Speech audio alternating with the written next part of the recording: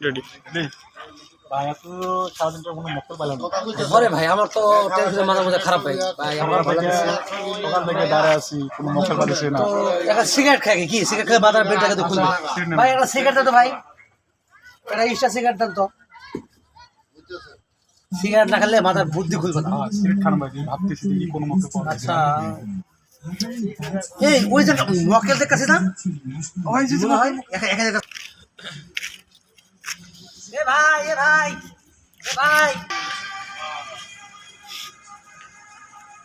এ ভাই এ ভাই ভাই বড় ভাই ভাই আমি তো ঢাকা শহর নতুন আনো যে ভাই যে আমি যে যাবো এক ঠিকানা মতো তো ওই ঠিকানাটা ভাই এইদিকে চলে দেখি ভাই আমি যার ঠিকানা যাবো ওই ঠিকানাটা ভাই আমি চিনতে পারছি না আমার কাছে ভাই লেখা আছে একটু পড়ে আমার আমি তো ভাই নওগাঁ থেকে আনো হ্যাঁ ভাই আমি তো ঢাকা শহর কখনো রাখিনি এবারে প্রথম আনো তো আমি তো ওই ঠিকানাটা চিনতে পারছি না এবার দেখেন দেখি ভাই লিখে দিছে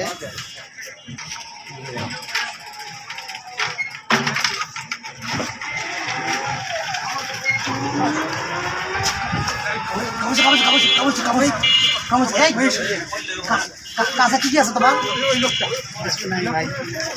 ঘরে ঘরে দেন দেখি মানি ব্যাগ নাই দেন ভাই দেন দেন দেন দেন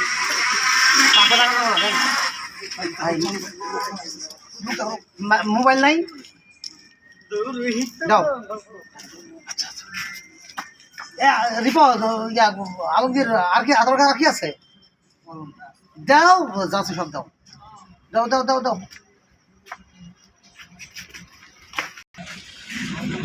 আস্তে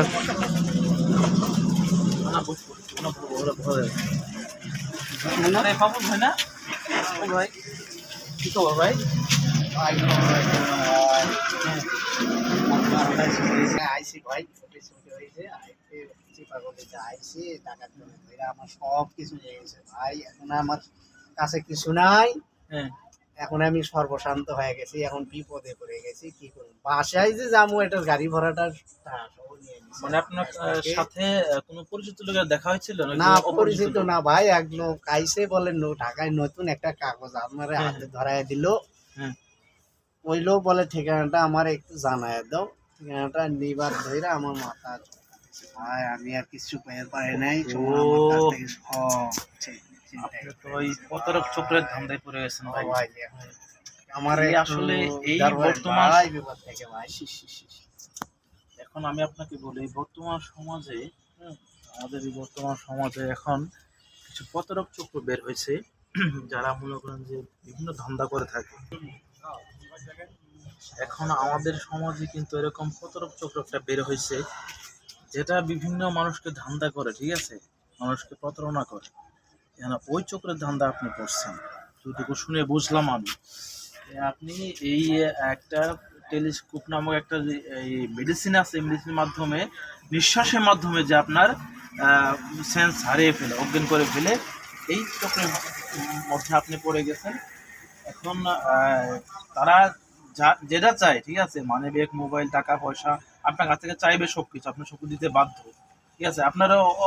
অজ্ঞানী আপনি সব কিছু দিয়ে ফেলবে তো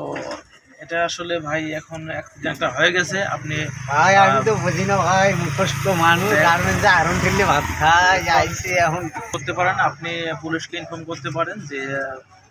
থানায় একটা জিডি করুন যে স্যার এই অবস্থা আমার হ্যাঁ আমি এখন কী করতে পারি তাদের হেল্প করবে সবার উদ্দেশ্যে বলতেছি বর্তমানে মানে যে সমাজের ব্যবস্থা এতে দেখা গেছে ইদানিং ছিনতাই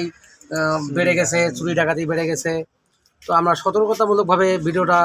বানালাম যাতে মানুষ এখান থেকে সাবধান হতে পারে তোমরা কি বলো ভাই আমাদের একটা কথা বলা আছে রাস্তায় চলার সময় একটু সাবধানে চলাচল করবেন কিছু চাইলেও দিবেন না সাবধানে জেনে সবাই সাবধানে রাখবেন হ্যাঁ বেতন পাইলে সুন্দর মতো টাকাটা আগে নিয়ে সাবধান মতো চলাফেরা করবো এবং বেশিরভাগ জনসমাগম যেদিকে থাকে এই রোড দিয়ে চলাফেরা করার চেষ্টা করবো আর কি চিপা চাপা দিয়ে না যাই আমরা সবাই সাবধানে চলাফেরা করি না তাছাড়া আমার মতো আবার সবাই রে উপার্জিত টাকার ডাকাত দলের ছিনতাই করে নিয়ে নিব এই সাবধানতা অবলম্বন করি। সবাইকে ধন্যবাদ, সবাই ভালো থাকবেন।